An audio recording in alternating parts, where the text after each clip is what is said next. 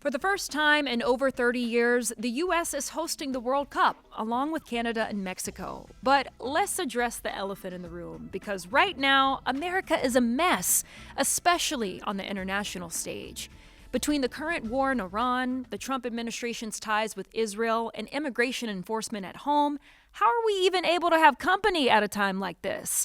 Now, of course, none of this has stopped the games from going on and fans from tuning in. According to FIFA, stadiums have been close to 100% full. A 2026 Gallup poll found that around 40% of U.S. adults plan to watch at least some of the games. But some say we should tune out altogether, given how problematic the U.S. is right now. In fact, there's one political group calling for fans to boycott the World Cup. Even if they did, would it really change anything, or would it just get in the way of the beautiful game? We know the problem. Now let's get to the root of it. I'm Paris Alston, and this is Rooted. Earlier this year, the Black Alliance for Peace called for the international community to withdraw support for the U.S. hosting the World Cup.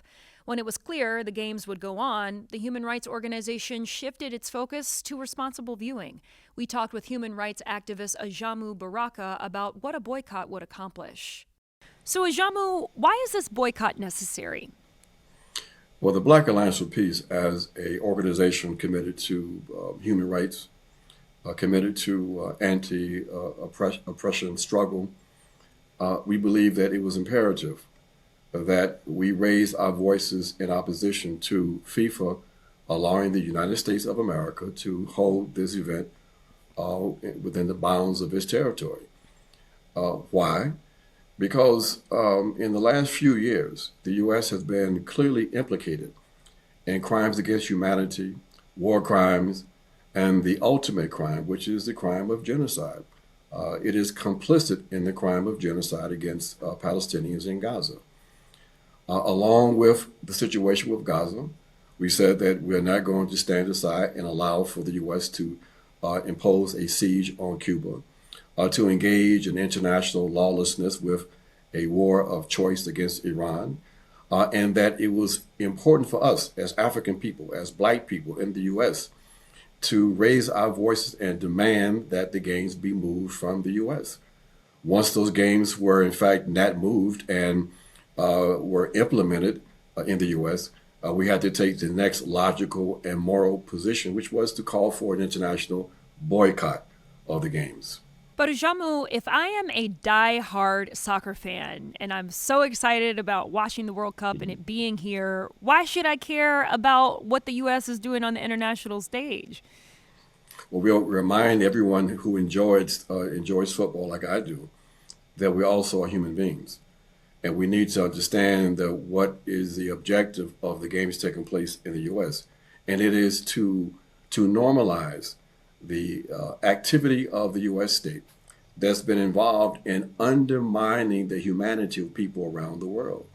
And so while we all would like to have a World Cup that we can enjoy and root for our favorite teams, we have the imperative of also reminding ourselves that we are human beings, we are fundamentally connected to other human beings, and therefore we have a certain kind of moral responsibility when we see injustice being implemented. So the World Cup is underway.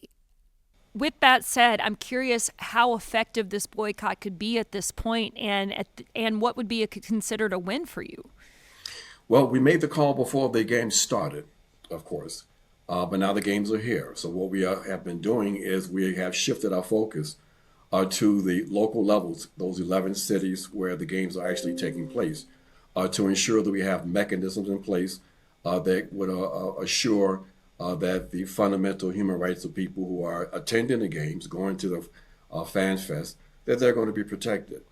And so we understand that people are participating in the games. But again, we felt compelled to take a political and moral position calling for the international community to boycott the games. Now they're here, and that's fine. We have fulfilled our historic and moral responsibility. And so when people in the future ask, what was your stance related to the games and the games taking place in the U.S., we're going to be absolutely clear about where we stood in being a voice of opposition to the attempt to normalize genocide and to normalize international lawlessness. Now, I know that BAP was formed in 2017, right? And so over the course of its existence, we've had World Cups in Qatar and in Russia, two other countries who have also had some issues. So where was this energy then? Well, basically, we have always stood on the side of human rights. And in the run-up, for example, to the World Cup in Qatar, we were quite adamant in the kinds of human rights violations that were taking place in that country, vis-a-vis primarily the migrant workers. So we have been consistent in standing for human rights. And you raise the issue of Russia. It's quite obvious and quite, I think, telling that with the invasion of Russia into Ukraine and other activities before that, FIFA didn't hesitate to exclude Russia from the games. But yet we have the U.S. Involved in a war of choice, providing material and diplomatic cover to a genocide, invading countries and capturing their presidents, if just the siege of Cuba and the ethnic cleansing on the West Bank of Palestine would be enough to disqualify the U.S., but it continues. FIFA hasn't raised one word in opposition. In fact, FIFA gave Donald Trump a peace prize. Now, what do you think would actually change if what you're wanting to get from this boycott actually happened? What would change is that we would result in building a more powerful oppositional movement, that we would raise, and we've already been engaged in raising the awareness, the consciousness of people around the world, either ones who are in the U.S. Attending the games, that what is being attempted here is to sports wash, if you will, the U.S. behavior, U.S. and Israeli behavior. And so we say, we have a responsibility as citizens of the world to ensure that the normalization of genocide is not accomplished, that there has to be some degree of accountability, that we have got to oppose impunity, that we have to remind people that in the confines of the U.S., we had and have an agency called ICE unleashed against people across the country, fundamentally violating their human rights and also taking the lives of some people. So we say that we understand that this struggle we are involved in is a protracted one, and building power, building the ability to oppose and raise issues is fundamental to our mission. Now, Ajamu, I understand that you're in Colombia currently, correct? Yes. So what would you say to the person who may be here in the U.S., may not ever have the luxury of traveling to see a World Cup in their life, but it's here, right? And they can enjoy it right here at home, and who may say, well, why is someone all the way down in South America telling me not to go and enjoy the World Cup? We say that we hope that you enjoy the World Cup if you're there. If you live in the U.S., we're quite sure that you also are aware of the fact that we have a police force that murders people every year, hundreds of people of color every year, that the U.S. is engaged in mass incarceration, that there are real human rights contradictions in the U.S., and that while we want to enjoy ourselves and sort of, disconnect like that, at the same time, we're human beings. And we have a responsibility as human beings to be opposed to all forms of injustice. So yes, it's not just about being in South America.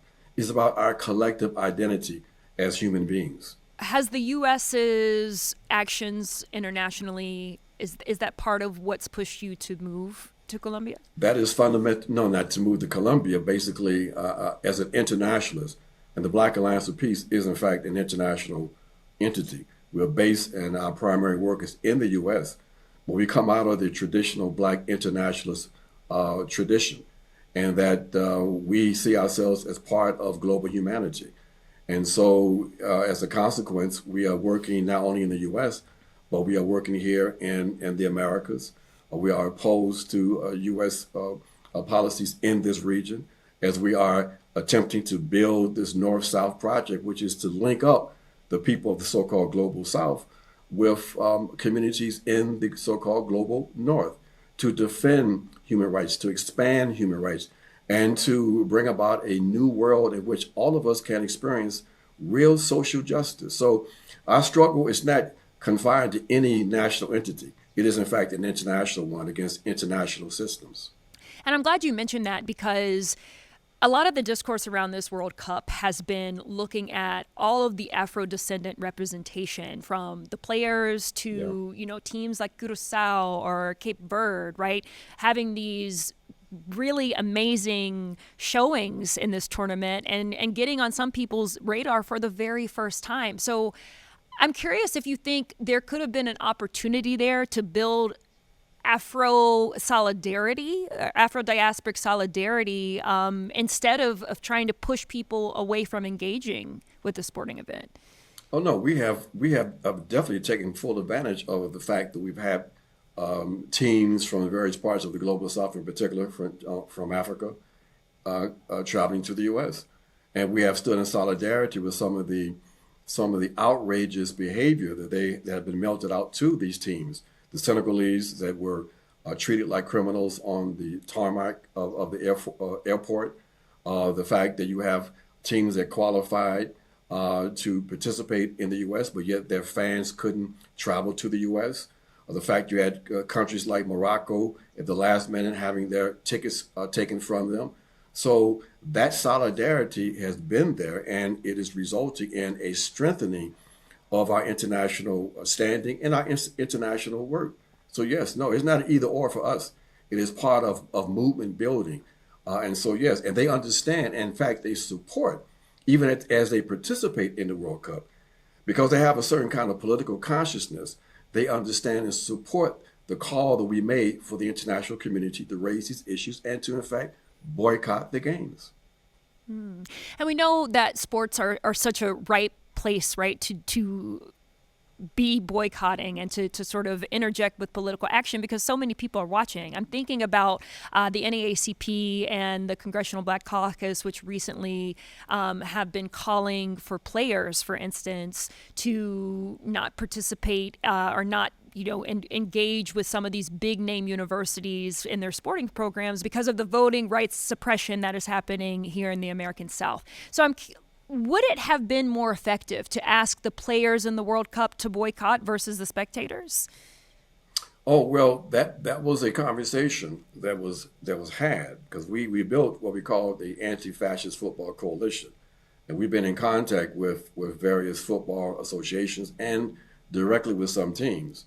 But of course, that is a very powerful move to make, because FIFA has such a hold over international football. In fact, FIFA as a Western institution has colonized international football. And if certain teams were to, in fact, boycott the World Cup, then they will be completely eliminated from all international football activity. So it was a big lift for many people. Now, if we had more time to really build the opposition, perhaps that could have happened. But no, we explored all of the avenues of resistance and thought about this very carefully as we approached the World Cup. And that's why we called for the games to be moved first. Mm-hmm. And I do want to touch back on this point of Afro-solidarity, because you mentioned countries like Senegal and Morocco who've been the subject of some anti-Blackness in one way or another throughout the games, but they also have their own human rights issues within those countries. So is that solidarity as solid as we think it is? Well, I think it is, because basically, while all countries have issues of human rights within their borders, at the same time, we recognize that there is a particular kind of relationship between the nations in the global South and the nations in the global in the global North, in particular the United States of America, that seems to us to represent an existential threat to collective humanity. And so our experiences of oppression, of colonization, gives us a certain kind of base of solidarity. And for us, the main objective is raising these issues with those forces, with those states that are still responsible for brutality, war, misery globally. It is not Senegal. It is, in fact, the United States of America and its Western allies. But when you think about those countries, I mean, I'm even not even so much thinking about what's happening internationally all the time, but the homophobia that may exist in some of those places, the racism, right? The anti-blackness when we think about some of our brothers and sisters who live in Arabic countries. How do you bring those countries to the table around this, but then address those issues on the domestic level? It is a simultaneous process of engagement with those forces that have a perspective similar to ours, who understand that we have to be opposed to all forms of oppression, who understand that while we have a particular focus on what we refer to as imperialism emanating from the West, we also have a responsibility to address the internal contradictions in all of our societies. And so that kind of dialogue takes place. That's the kind of dialogue that takes place among people who are serious about trying to build a new world. So yes, these are all contradictions that are dealt with, but we also at the same time, we prioritize those contradictions. Right now, the main contradiction between global humanity and the U.S. is basically the U.S. represents an existential threat, unfortunately, to global humanity. Their lawlessness, their warmongering, their attempt to normalize white supremacy takes a priority even over the kind of anti-blackness you referred to that takes place in some of these other countries. I mentioned earlier how there's, I'm sure more than one soccer fan who may be watching this and say, come on, like, I just want to watch some good soccer. But it also speaks, Ajamu, to this idea that we always are having to resist, right? And when is it that our resistance can really just look like rest, and in this case, recreation? Is there a world in which we can fight back while still having fun? Look, no one has more fun than radicals and revolutionaries, okay? And so that's part of what we do, because we want to build a new world where everybody can enjoy themselves. But at the same time, we have to understand and remind ourselves we have to build that world. And so, yes, we are human beings, and we want to build a society, build a world in which everybody can prosper, where everybody can enjoy themselves, where we all can have some leisure, where we don't have to worry about where our next meal may be coming from, how do we pay the bills at the end of the month, or do we have to send our kids off to war to fight for somebody else's interests. So, yeah, we want to enjoy life, and we do enjoy life, but at the same time, we have a responsibility. We would not be where we are today without the struggle and sacrifice of our ancestors. And therefore, we have a responsibility to stand on their shoulders and continue this fight until we are, in fact, in a position where all of us can breathe the air of freedom. You mentioned earlier that you're a big football fan. So what does this boycott look like for you in practice?